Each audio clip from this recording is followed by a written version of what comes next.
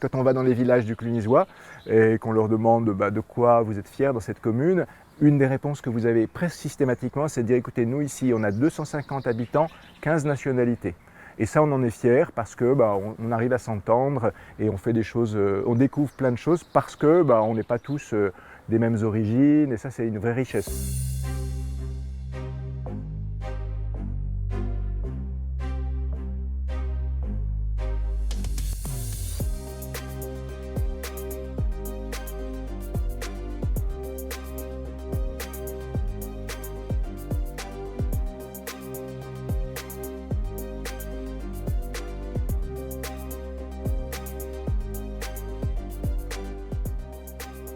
L'accueil, ça ne s'improvise pas. C'est un vrai métier parce que ça suppose de prendre en compte énormément de choses, surtout dans un territoire rural, les questions de mobilité, les questions de logement, les questions de scolarité, l'intégration dans la vie de tous les jours. Mais dans les missions que les communes nous ont confiées, toutes les questions que je viens d'évoquer rapidement font d'ores et déjà partie de nos missions, je dirais indépendamment de cette question de l'accueil de personnes venant de loin. Donc là, on n'a pas besoin d'inventer de nouvelles missions, ces missions, elles existent. Il faut simplement les adapter et les coordonner aux conditions spécifiques des personnes qui arrivent, parce qu'elles sont quand même avec des handicaps particuliers, ne serait-ce que linguistiques, culturels.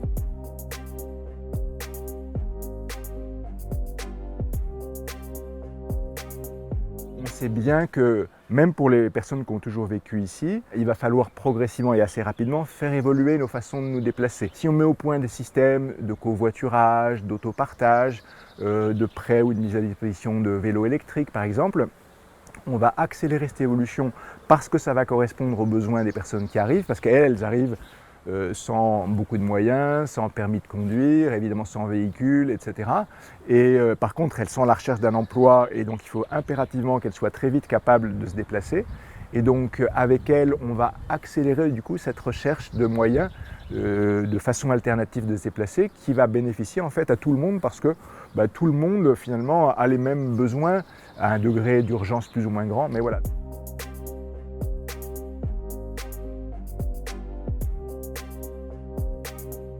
Il y a de plus en plus de familles qui sont dans la précarité et qui bénéficient de systèmes comme les Restos du Cœur, on est en train de mettre en place une épicerie solidaire, etc. Ça, on le fait déjà pour tout le monde sur le territoire.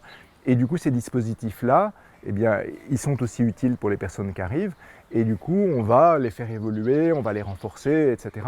Donc il y a rarement, mais je dirais même jamais, de hiatus entre des choses qu'il faudrait faire spécifiquement pour ces personnes et qui, entre guillemets, priveraient les autres. Non, c'est pas du tout ça.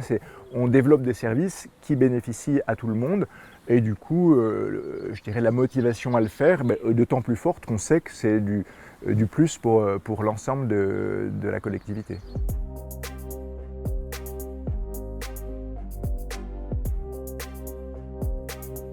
On ne raisonne pas en termes d'avantages, on raisonne déjà en termes de valeurs.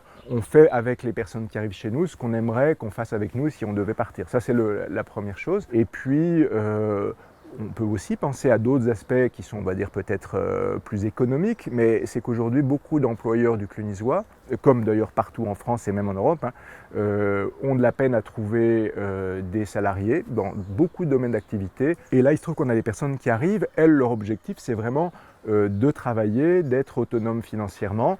Et ces postes-là sont précieux pour elles. Et donc là, chaque fois qu'on peut, et ça se fait en général assez vite, dès que les questions linguistiques, administratives sont réglées, on a une proportion non négligeable des personnes qui ont été accueillies il y a quelques mois qui sont déjà en emploi sur le territoire. On ne prive personne puisque c'est des emplois qui sont vacants et on rend service à la fois aux personnes accueillies et aux employeurs, donc ça c'est quand même quelque chose de très précieux. Puis autre aspect, je l'ai dit, on est dans un territoire rural où il y a des petites écoles, sur lequel on est en permanence en train de se battre pour garder les classes ouvertes, etc. Quand 1, 2, 3 enfants arrivent dans un groupe scolaire, des fois c'est ce qui fait la différence et qui fait qu'on ne va pas fermer la classe.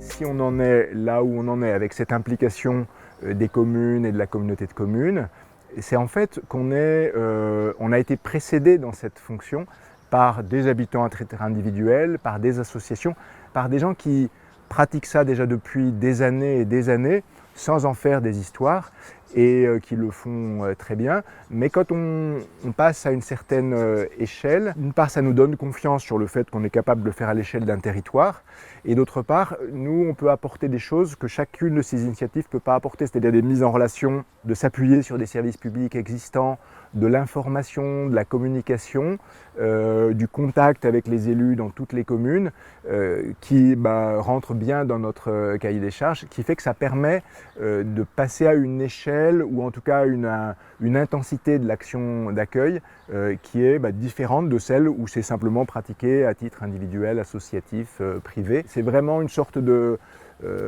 d'entraide mutuelle et puis de mise en visibilité, d'une bonne compréhension de tout le monde de l'intérêt qu'on a tous à bien être efficace et anticipateur dans ce rôle de l'accueil qui devient vraiment une des politiques structurantes en fait, du territoire.